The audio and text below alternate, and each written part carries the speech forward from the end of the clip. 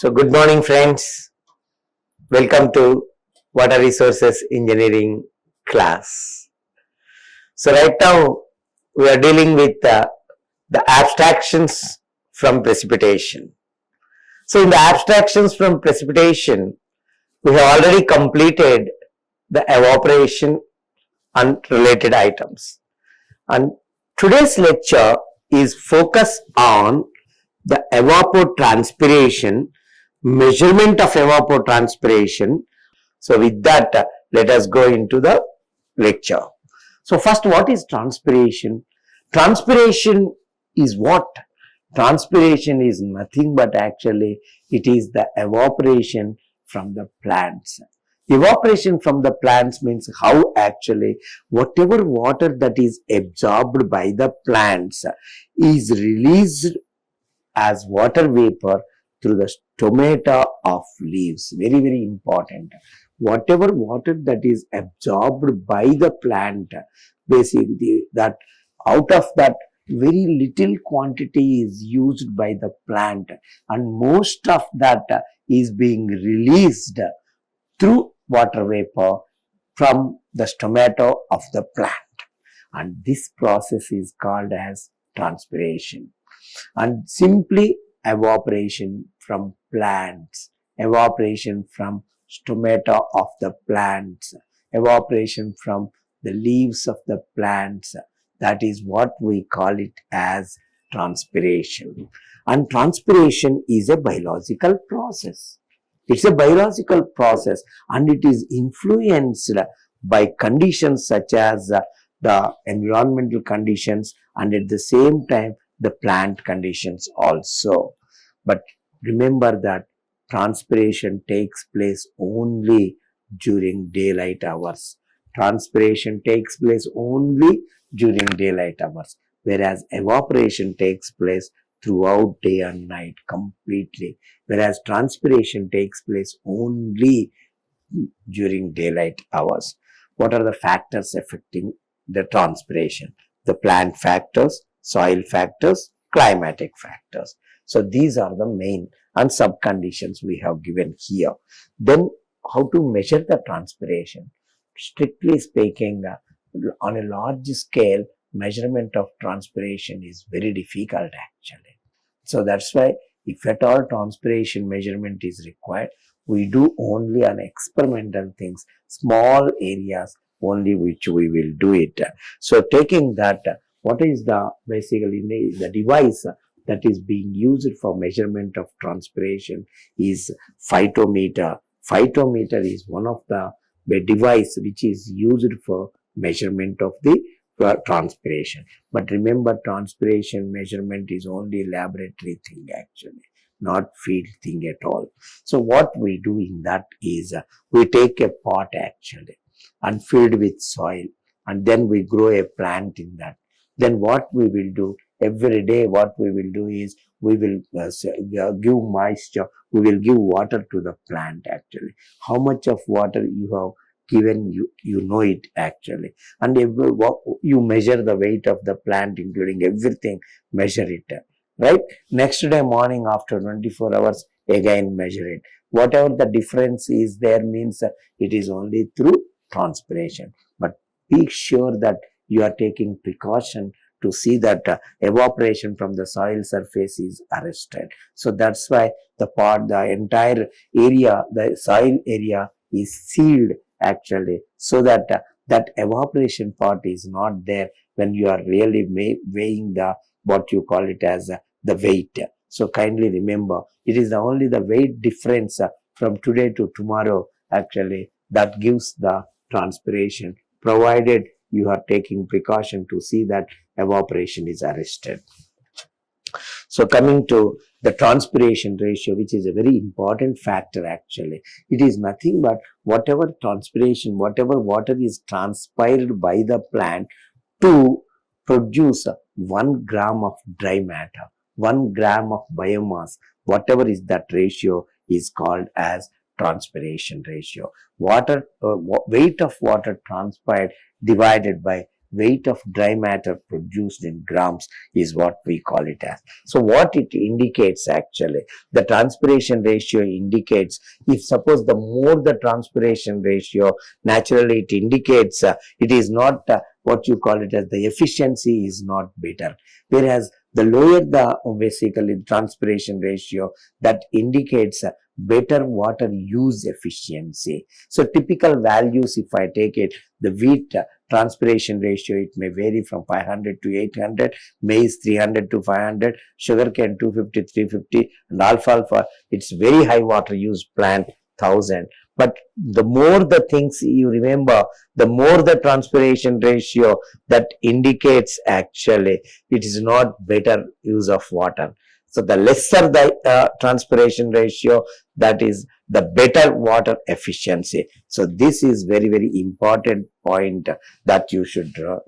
And what for this transpiration ratio is used is the water use efficiency of any crop can be determined using this transpiration ratio. Then coming to what is evapotranspiration? This is what the most important point for us. What is evapotranspiration? The combination of evaporation plus transpiration together is what we call it as evapotranspiration. Evaporation takes place from the soil surface, from the water bodies, or the evaporation, whereas transpiration takes place from the leaves. This evaporation plus transpiration put together, then we call it as evapotranspiration. For example, if you talk about irrigation more, then this evapotranspiration is nothing but actually with respect to any crop or with respect to any field. Naturally, when you talk about it, it is also defined as consumptive use. Consumptive use is nothing but actually how much is the water that is requirement of the crops. So that water requirements of the crop is calculated in other sense, that how much water is being evaporated from the soil surface and also from the plant stomata. So that is what actually this topic is. What are the factors that are affecting the evapotranspiration? Number one is temperature. For example, higher the temperature, naturally more the evaporation, more the transpiration. So that is the first point. What is the humidity? The more the humidity means actually the evapotranspiration slows down. The lesser the evaporation, the lesser the transpiration. So the more the humidity, actually the lesser the evapotranspiration. The more the wind, actually more the wind means naturally the more the evapotranspiration. So that naturally it boosts the evapotranspiration. Then solar radiation. The more the sun, the more the temperature, the more the sun factor, the more energy for evapotranspiration. So evapotranspiration is very high. Then what is the soil moisture? Soil moisture means less water in the soil limits always the evapotranspiration. Based on the soil moisture condition, actually, lesser the soil moisture, lesser the evapotranspiration. And what is the vegetation type? What type of vegetation you are making? Are you going for dense type of crops like sugarcane, for example? Then such a case, the transpiration is very high. That is next point. Then crop stage. Crop which stage? Whether it is very young stage or a little bit matured stage, next higher mature stage. In what stage it is? Younger plants, the transpiration is less compared to the matured ones. So these are the factors on which the evapotranspiration depends on. What are the factors actually? Number one is the temperature. Number two is the humidity. Number three is the wind. Number four is the solar radiation. Number five is the soil moisture. Number six is the vegetation type. Number seven is the crop stage. So in this, what are the various types of evapotranspiration? There are mainly two types of evapotranspiration. One is called as potential evapotranspiration and the other one is called as actual evapotranspiration. Potential evapotranspiration is potential. Potential means the maximum evapotranspiration. That is one of the important points. It is the maximum evapotranspiration under ideal conditions. Under ideal conditions means what? There is no water stress at all. sufficient water is there. Under sufficient water condition, whatever is the evapotranspiration, that is what we call it as the potential evapotranspiration. What is the actual evapotranspiration? That is nothing but the real evapotranspiration. This real evapotranspiration depends on the soil moisture conditions. Under existing soil water conditions, whatever is the under existing the soil moisture conditions, whatever is the evaporation that is exactly taking place is what we call it as the actual evapotranspiration. How to measure the evapotranspiration? For measuring the evapotranspiration, there are first 5 methods. Apart from these 5 methods, we are having 3 more empirical methods also, which equations we will give. So total methods for evapotranspiration measurement are 8 methods. Please note it, 8 methods. 5 is basically the first plot I am taking it up. The second one is empirical equations. Suppose if I take, what are the 5 methods? One is tank and decimeter method, field experimental plots, soil moisture studies, integration method, and inflow and outflow studies for larger areas. So these are the 5 methods. So let us take one by one first. Tank and decimeter method. What is this tank and decimeter method? Tanks are just containers only. Set flush with ground level. That is first thing. Take a tank, set flush with ground level actually. What is the area of the tank that you should take it? Around 10 meters square area of the tank. And what is the depth of the tank? Actually, you need to take 3 meters depth of tank. So 10 meters area, 3 meters depth, you flush it into the ground. That is what we call it as decimeter. Larger the size of the tank, greater the resemblance to the root development. If you take a very, very small tank, then how the roots will grow? So that's why it doesn't resemblance the actual picture. So that's why the larger the tank you take it, the greater the resemblance for the root development. The tank is filled with soil first. Then what we need to do? Fill the tank with soil actually, and then grow the crop. Whatever plant you want to sow, you sow the plant. That is first thing. Then what we will do? Consumptive use is determined by measuring the quantity of water required to maintain constant moisture conditions. So what we will do it, initially we pour water actually and measure the soil moisture conditions. So in order to maintain the same soil moisture condition, whatever quantity of water that is required at regular intervals, we go on adding. So how much you are adding, that is nothing but the consumptive use. Whether you measure it per day, you measure it per crop 3 months or per week, per month, whatever it is. But remember that first thing is a tank of 10 meters square area, 3 meters depth is flush into the ground, fill that with soil, sow the crop whatever you want to sow, then give the water. How much water you want is required, that much water you give it. So the soil moisture condition you take it now maintain that soil moisture condition. In order to maintain that soil moisture condition, whatever quantity of water that you are adding, all that during the period of growth of the crop is what we call it as the consumptive use or evapotranspiration for that particular crop. But please note that the bottom of the tank is always pervious. Right? If suppose any water is draining from the bottom, that also we collect and that also we measure it. Then naturally water applied minus water drained is exactly water used by the plant. So that is first thing actually. Then coming to the field experimental plots, a little bit modification to the decimeter method. So here what we take it, we take a small experimental plot actually. For this what we do, we apply irrigation. What irrigation means, artificially supplying water to the crop is what we call it as irrigation. So we supply water to the crop.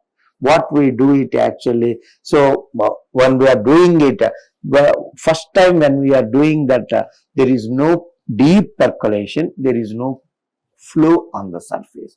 Whatever is required to a plant, so that much water is put. Then we measure what is the soil moisture conditions actually. Then afterwards we go on continuously adding to it. But what we will do is, we don't measure daily. At the end, actually, what is the yield from the crop? Yield from the crop versus the total water that is used. We plot a graph. So if you see that actually that graph, actually for any type of crop, the yield increases rapidly with increase of water up to a certain point. So as you are increasing the quantity of water, the yield from the crop also increases up to a certain point. After that, still if you add water and then decreases further with increase in water. So after that, still you are increasing the water, naturally the yield decreases. That break point you note it. If you note that break point, actually the amount of water used is considered as consumptive use. So what is the experiment again? Tell me. Take an experimental plot, for example, directly field plot, small plot actually, grow the crop, supply water, but note how much you are supplying water. But while supplying, take a precaution that there is no surface, the flow of water on the ground. There is no flow directly deep into the earth. Like that, you supply water. So now what you do, go on supplying water, but record it how much you are supplying. So with increase in water supply, the yield from the crop, the output from the crop also increases. But after certain stage, even if you increase the quantity of water, the yield does not change, but yield decreases. Note that break point. At that break point, whatever quantity of water that you have supplied, if you see it, that is what we call it as consumptive use. Third one is soil moisture conditions. Here actually mainly we depend on for calculation of the consumptive use, how the change in soil moisture conditions are changing. So that's why the water difference between soil water content before and after period between is taken as evapotranspiration. Suppose we take a period such that during that period there is no rainfall, fundamentally remember it. So at that period, if I take it, what is the amount of water content, water you are supplying before and after the period, that we will take it. What I will do, select a representative plot. Measure the initial soil moisture at various depths. So into the soil moisture, you use some neuron probe or tensiometers or gravimetric method. Use any of these methods. Find out what is the soil moisture at various depths. After a known period, measure final soil moisture. After a known period means what? Actually, you are supplying water continuously. Then calculate what is water lost. How much is the water lost? Water lost means either it has to be evaporation or it has to be transpiration. That water lost is called as evapotranspiration. So suitable for small plots or fields wherever the soil moisture can be sampled uniformly. Mainly limitation is it is time consuming, it is very labor intensive and difficult to account for deep percolation if it is anything is there. So that's why evapotranspiration is equal to initial soil moisture minus the final soil moisture plus water supplied minus runoff and deep percolation. So what is the initial soil moisture? What is the final soil moisture? How much water you have added plus minus what is the runoff at the surface runoff? What is the deep percolation? So this, if you take it, this method can be used. What is the integration method? So in the integration method is nothing but the water balance equation actually. What is that water balance equation? The evapotranspiration is equal to P is the precipitation, I is the water supplied to the crop, to the plant. So P plus I is nothing but the input actually. What is R? R is nothing but runoff, surface flow, right? D is what? Deep percolation, right? Plus this is delta S is change in storage. So finally P plus I is one component minus surface runoff minus deep percolation into the ground minus change in storage is what the equation that is used, and we use this equation to calculate evapotranspiration. So in this also precipitation can be measured, how much quantity of water you are supplying to the crop can be measured, what is the runoff you can measure, what is the deep percolation you can measure, and change in storage also can be measured. Then one of the most important for large areas, generally we go by this method. This is also water balance method only, but this type of thing is used for a river catchment. For a large watershed, we use this principle to estimate evapotranspiration. What is this evapotranspiration? So the total thing, if you see first two, this is called as total inflow. That means the inflow in the river, so whatever is flowing, plus the precipitation, this is what is called as total inflow, minus outflow, minus change in storage. So if you take evapotranspiration is equal to total inflow minus total outflow plus whatever the change in storage. So this is what we need to take it. How to do it? For measure river inflows and outflows at gauging stations. That's why I told large catchments. Record precipitation if at all anything is there. Estimate the soil and groundwater storage using data. Suitable for, it is mainly suitable for river basins, watersheds.